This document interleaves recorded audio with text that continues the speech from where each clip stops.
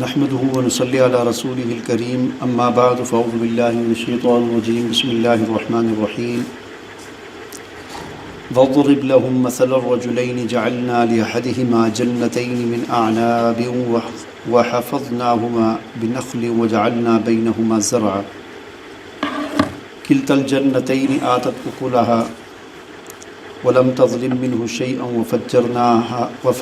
خلالهما نهرا صدق الله العلي العظيم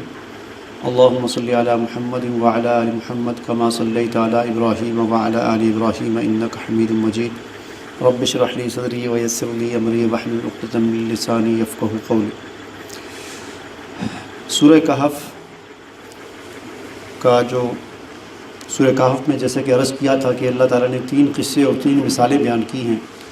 اور اس صورت کا جو موضوع ہے وہ ایمان اور مادیت کی کشمکش ہے۔ اور کل ہم نے اس سورہ کہف کا جو اصل قصہ ہے اصحاب کہف کا، اس کا مطالعہ کیا تھا کہ کس طرح اصحاب کہف نے اپنے ایمان کو بچانے کے لیے سب کچھ چھوڑ کر ایک غار میں پناہ لی، تو وہاں پر اللہ تعالیٰ نے ان کو سلا دیا اور پھر وہ 300 سال تک تقریباً سوئے رہے۔ تو اس طرح انہوں نے اپنے ایمان کو بچایا۔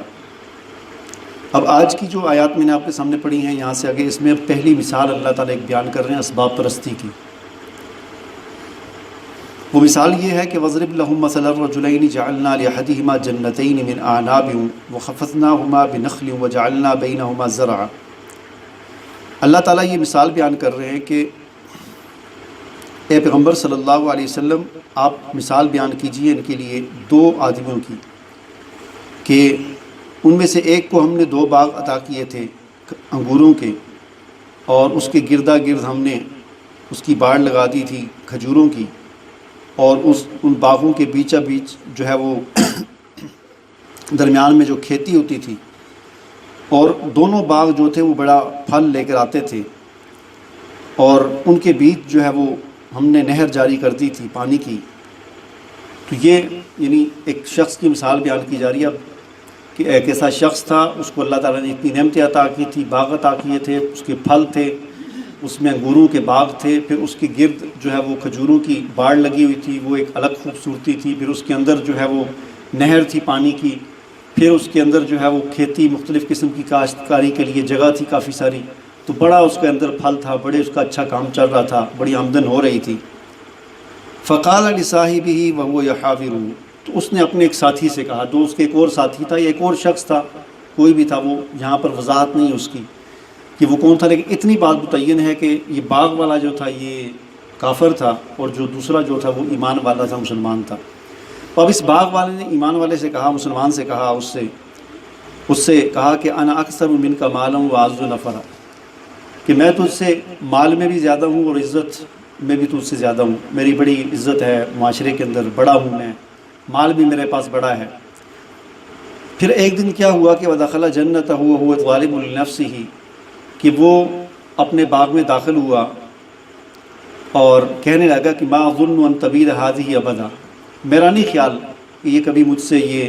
ختم ہوگا، یعنی یہ میرے پاس ہمیشہ رہے گا، یہ باغ یہ کبھی ختم ہونے والا نہیں ہے، یعنی میرا یہ جو کاروبار ہے، یہ بزنس ہے، یہ کبھی ختم نہیں ہوگا، میرا نہیں خیال۔ اتنا پھیل چکا ہے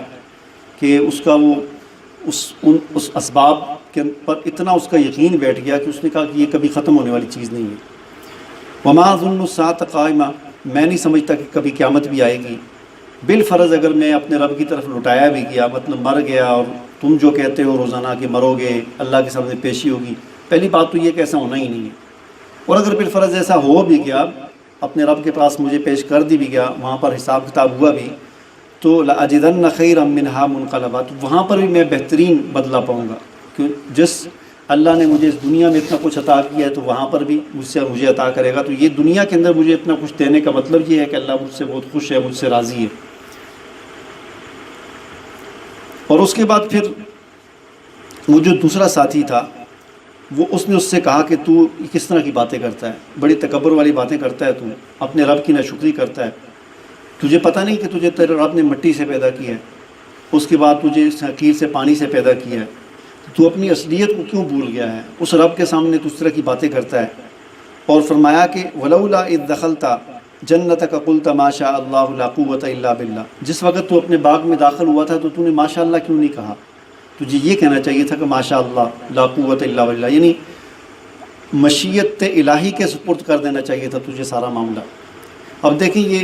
मशीयत इलाही, माशा अल्लाह या इंशा अल्लाह, ये चीज़ यहाँ पर ये तीसरी मरतबा आ रही है। पहले जो है वो गुज़री है हज़रत हुज़ूर अलैहिस्सलाम के हवाले से कि जिस वक्त ये आप सल्लल्लाहु अलैहि वसल्लम ने एक मरतबा कुफ़ार को, जब उन्होंने ये असहाब कहफ़ के बारे में आपसे सवाल किया था कि ये असहाब कहफ़ का किस्सा क्या है, तो आप सल्लल्लाहु अलैहि वसल्लम ने फरमाया था कि मैं तुम्हें कल बता दूँगा। आपका ख्याल ये था कि अल्लाह ताला की वही आएगी, जैसा कि अक्सर होता था कि कोई सवाल करता था, कोई मसला पेश आता था तो अल्लाह की वही आती थी, सूरत नाज़िल होती थी, आयत नाज़िल होती थी, बात वाज़ेह हो जाती थी। तो आप अलैहिस्सलाम ने आपसे कुफ़ार ने पूछा कि असहाब कहफ़ का वाक़या क्या है, तो आपने फरमाया कल बता दूँगा मैं। और कल फिर वही नहीं आई और परसों भी नहीं आई, करते करते काफ़ी दिन गुजर गए। रोज़ाना वो आकर पूछते और फिर उन्होंने मजाक उड़ाना शुरू कर दिया कि वो अब आपको बताने वाला वो कहाँ चला गया। तो बहरहाल फिर काफ़ी दिनों के बाद ये सूरत नाजिल हुई और उसमें फिर आप अलैहिस्सलाम को ये हिदायत दी गई कि आपने जब भी कोई बात करनी हो आइंदा के लिए तो उसमें आप इंशाअल्लाह कहें, वला तक़ूलन्न लिशैइन, यानी आइंदा के लिए कोई भी बात हो वो हरगिज़ आप इस तरह ना कहें मगर उसमें ये कहें कि इंशाअल्लाह, यानी अगर अल्लाह ने चाहा तो। और दोबारा ये चीज़ यहाँ पर दोबारा इस वाक़े में आ रही है कि ये यानी हमारा भरोसा अल्लाह की ज़ात पर होना चाहिए, असबाब पर नहीं होना चाहिए, अपने आप पर नहीं होना चाहिए। यहाँ पर भी वो जो शख्स है मुसलमान उसको यही नसीहत कर रहा है कि तू अपने बाग में जब गया था तूने माशाअल्लाह क्यों नहीं कहा, तूने ला कुव्वत इल्ला बिल्लाह क्यों नहीं कहा। और अगली बात उसने फरमाई कि इन तरनी अना अक़ल्ल मिनका मालन व वलदा फ़असा रब्बी अन यु'तियनी खैरन मिन जन्नतिक। बाकी तू जो ये कहता है कि मेरे पास माल नहीं है, मैं गरीब हूँ, तो ये कोई इतनी बड़ी बात नहीं है। ये दुनिया का असबाब है, सामान है, जिसको अल्लाह चाहता है देता है, जिसको अल्लाह ज़्यादा देता है, जिसको अल्लाह थोड़ा देता है। मुझे उम्मीद है कि अल्लाह मुझे भी ये अता करेगा। बहरहाल इस तरह हुआ कि फिर एक अल्लाह की तरफ से अज़ाब आया, एक हवा आई, तूफ़ान आया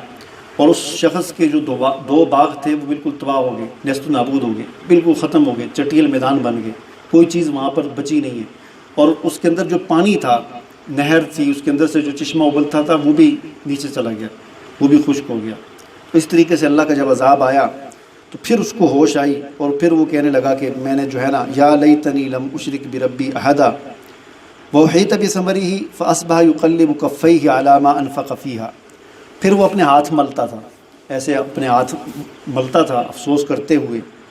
वही ख़ावियतुन अला उरूशिहा व यक़ूलु या लैतनी, और कहने लगा है काश कि मैं अपने रब के साथ किसी को शरीक न करता।